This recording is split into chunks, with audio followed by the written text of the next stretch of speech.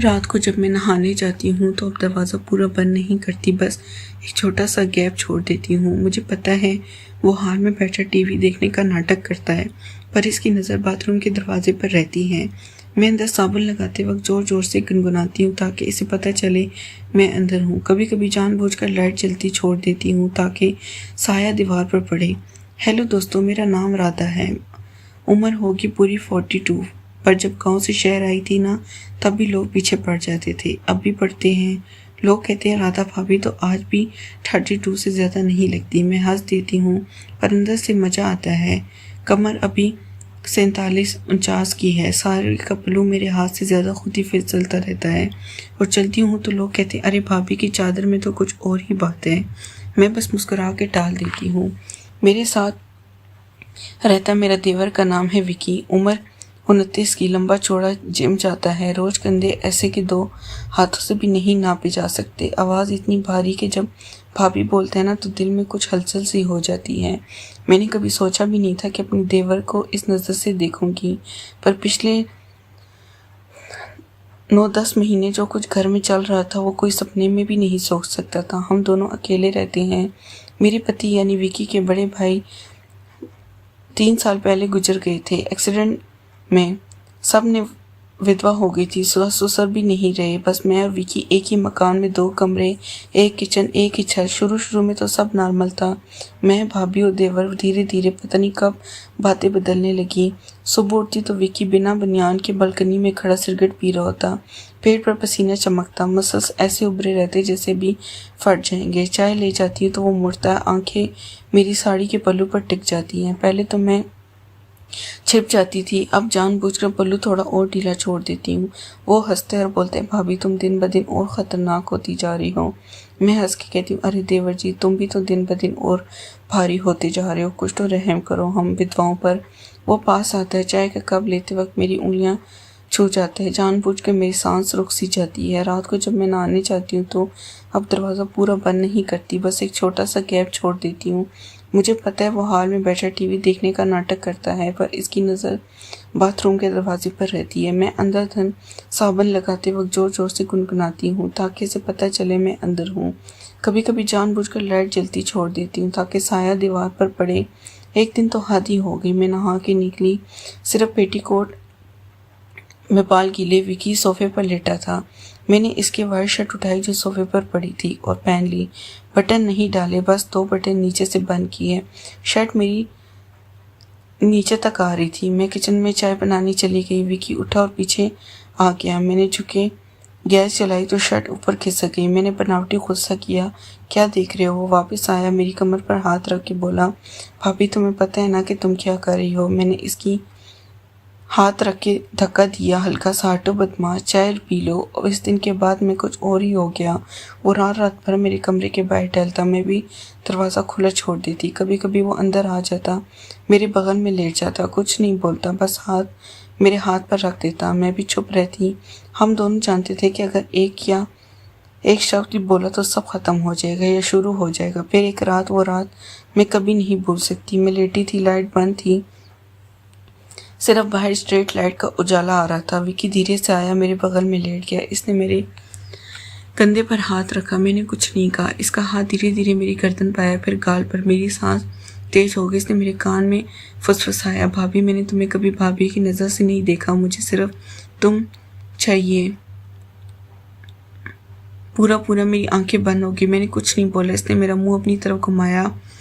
करीब आ रहे थे, मेरी कमर में इसका हाथ गया और ठीक इसी वक्त दरवाज़ा जोर से खुला। बाहर खड़ी थी मेरी नानी यानी विकी की छोटी बहन पूजा। वो पिछले 2 दिन से मायके आई थी, पर हम दोनों इतने खोए हुए थे कि हमें याद ही नहीं रहा। इसके हाथ में मोबाइल था, रिकॉर्डिंग चल रही थी, इसने सब देख लिया। अगले 2 घंटे में पूरी बरादरी इकट्ठी हो गई। मुझे कोई विधवा का लालची गाली मिली। विकी चुप रहा, मुझे घर से निकाल दिया गया, सामान भी नहीं ले जाने दिया। मैं एक ऑटो में बैठी और शहर के इस कोने में पहुंची जहाँ कोई मुझे जानता तक नहीं था। किराए का एक छोटा सा कमरा लिया। दिन रात रोती, खाना बन सोचती अब मर ही जाऊंगी। विकी गायब, फोन नहीं उठाता था। मैंने सोचा वो भी शर्मिंदा या डर गया। फिर एक रात घंटी बजी, मैंने रोते हुए दरवाज़ा खोला। सामने खड़ा था विकी, हाथ में एक पेन ड्राइव, आंखें लाल। इसने घंटे पर बैठते हुए कहा भाभी अब सुन लो, रोना बंद करो। वो अंदर आया, मैं भी रो रही थी। इसने पेन ड्राइव मेरे हाथ में दी और बोला, ये देखो, फिर मुझे गाली देना। मैंने लैपटॉप खोला, इसमें ढेर सारी वीडियो थी मेरे नहाते वक्त की, पल्लू गिराते वक्त की, रात को बेड पर लेटते हुए हम दोनों की। सब कुछ में चीख पड़ी, या तूने बनाई है? वो बोला, हाँ मैंने बनाई, और पूजा को पैसे देकर कहा था कि ठीक इसी वक्त दरवाज़ा खोलना जब मैं तुम्हारे सबसे करीब आऊँ। सब प्लान था भाभी, सब। मैंने कॉलर पकड़ लिया। क्यों किया तूने ऐसा? वो रोने लगी। बोला, क्योंकि तुम्हारी जान को खतरा था। तुम्हारा पुराना बॉयफ्रेंड राजू, वो तुम्हें मारने वाला था। इसने इसे भैया का एक्सीडेंट नहीं होने दिया था, कत्ल किया था। मुझे सारे प्रूफ मिल गए थे। वो पिछले 1 साल से तुम्हारे पीछे पड़ा था। मैंने इसे मैसेज किया, मुरादा मेरी है ये वीडियो देखकर अगर जिंदगी प्यारी है तो हमेशा के लिए गायब हो जा। इसने वीडियो देखे डर गया। आज वो देश से बाहर है, कभी लौटने की हिम्मत नहीं करेगा। मैं सुन रहा कि वो बोला, पर तुम्हें सच कभी नहीं बताना था, इसलिए मैंने खुद को और तुम्हें दुनिया की नज़रों में गिरा दिया ताकि तुम सरकश रहो। मैंने सोचा था कि मुझे हमेशा के लिए गाली देती रहोगी, पर तुम जिंदा रहोगी। मैं कुछ बोल नहीं पाई, बस इसे गले लगाकर रोने लगी। इस रात हम दोनों रोते रहे, पर इस पर खुशी के आंसू थे। आज हम इसी घर में हैं। दुनिया आज भी मुझे गाली देती है, पर कोई फ़र्क नहीं पड़ता, क्योंकि हम जानते हैं जो बाहर से सबसे गंदा लग रहा था वही सबसे अच्छा था। मैं कुछ बोल नहीं पाई, बस इसे गले लगाकर रोने लगी। इस रात हम दोनों रोते रहे, पर इस बार खुशी के आंसू थे। फिर विकी ने मेरे कानों में बहुत धीरे से कहा, भाभी एक आखिरी सच बाकी है, वो सुनने के बाद तुम चाहो तो मुझे गोली मार देना। मैं हटी, इसका चेहरा देखा, इसकी आंखें भी गीली थी, पर अब इनमें डर था। मैंने पूछा, बोर क्या बचा है विकी? वो ज़मीन पर बैठ गया, हाथ जोड़ लिए, बोला, भाभी राजू ने भैया का कत्ल नहीं किया था, मैंने किया था। मेरा दिल एकदम रुक सा गया। मैं पीछे हटी, मेरे पेट दीवार से टकराई। वो रोते हुए बोला, 3 साल पहले जब भैया जिंदा थे मैं सिर्फ 26 का था। मैं तुम्हें देखता था भैया के सामने, तुम मेरे सामने आंखें झुका लेती थी। मुझे पता था तुम्हें भी कुछ कुछ लगता है, पर भैया थे। एक रात मैंने भैया को शराब पिलाई, बहुत पिलाई, फिर इनकी गाड़ी में ब्रेक फेल कर दिया। सुबह न्यूज़ आई कि एक्सीडेंट हो गया। सब ने कहा किस्मत, पर मैं जानता था मैंने किया ताकि तुम मेरी हो सको। मैं चीखी नहीं, बस खामोश होगी। वाकई बोला, राजू को मैंने फंसाया था, इसका तुमसे पुराना अफेयर था ना, मैंने इसी को इस्तेमाल किया, प्रूफ बनाई, धमकी दी, सब मेरे प्लान का हिस्सा था। पिछले 9 महीने जो फ्लर्टिंग, जो वीडियो, जो पूजा का आना, सब मैंने इसीलिए किया ताकि तुम मेरे साथ रहने को मजबूर हो जाओ। तुम्हें कभी कोई ख़तरा नहीं था भाभी।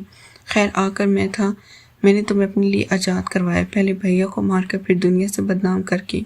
मैंने इसकी आंखों में देखा, अब इनमें पागलपन था। मैंने धीरे से पूछा, तब वो खड़ा हुआ, मेरे करीब आया, बोला, अब तुम मेरी हो। पूरी तरह दुनिया भी मान चुकी है कि तुम मेरे साथ हो। अब पीछे मुड़ने की कोई राह नहीं। मैंने मुस्कुरा दी। पहली बार इस रात मैंने सच में मुस्कुराया। फिर मैंने अपना फ़ोन निकाला जो पिछले 3 मिनट से रिकॉर्डिंग पर था। इसकी सारी कबूलियत, इसकी सारी सच्चाई सब रिकॉर्ड हो चुकी थी। मैंने फ़ोन इसकी तरफ बढ़ाया, बोली, विकी तुम भूल गए मैं विधवा हूँ, पर मर्क नहीं। जब तुमने पेन ड्राइव दी ना, इसी वक्त मुझे शक हो गया, इसलिए मैंने पुलिस थाने में पहले ही कॉल कर दी थी। बाहर गाड़ी खड़ी है, इंस्पेक्टर अंदर आने ही वाला है, दरवाज़ा खोल। 2 पुलिस वाले अंदर आए। विकी के हाथ में कड़ी लगी। मैंने इसकी आंखों में देखा और आखिरी बार बोली, तूने मुझे आज़ाद, मैंने तुझे सजा दिलाने के लिए खुद को बदनाम होने दिया। अब सच में मैं आज़ाद हूँ। वो कुछ बोलता इससे पहले पुलिस इसे ले गई। आज मैं अकेली हूँ, पर सच में अकेली। दुनिया आज भी मुझे गाली देती है, पर अब मुझे कोई फ़र्क नहीं पड़ता, क्योंकि अब मेरे पास एक सच है जो मैंने खुद लिखा। बोलो दोस्तों, कौन जीता? तो सुनो दोस्तों, जो मैंने आज तुम्हें अपनी ज़बानी सुनाया, ये सिर्फ एक कहानी नहीं थी, ये मेरी ज़िंदगी का वो काला सफ़ेद सच था जो मैंने पहली बार किसी के सामने रखा। मैं चुप नहीं रहूँगी। अब हर हफ्ते ऐसी एक सच्ची सी लगने वाली कहानी जो दिल को हिला दे, दिमाग को चकरा दे और अंत में सच का वो तमाशा मारेगी, तुम रात भर सो न सको, वो मैं तुम तक पहुँचाती रहूँगी। नाम रखा है मैंने अपनी इन कहानियों का गीता की गुप्त कहानियाँ। अगर तुम्हें आज का झटका पसंद है, अगर तुम भी चाहते हो कि हर बार मैं तुम्हारे लिए ऐसी तूफान लाऊं, तो अभी नीचे लाल वाला सब्सक्राइब बटन दबा दो, घंटी को ऑल पर कर दो, इस वीडियो को लाइक और शेयर कर दो अपनी हर इस दोस्त के साथ जिससे लगता है कि वो सच झेल सकता है, क्योंकि अगली कहानी इससे भी ज़्यादा ख़तरनाक होने वाली है। मिलते हैं अगले हफ्ते, तब तक अपना ख्याल रखना। और हाँ, रात को अकेले में दरवाज़ा जरा ठीक से बंद करके सोना। कभी कभी जो सबसे करीब लगता है वो सबसे ख़तरनाक होता है। जय गीता की गुप्त कहानियाँ, सच का दूसरा नाम।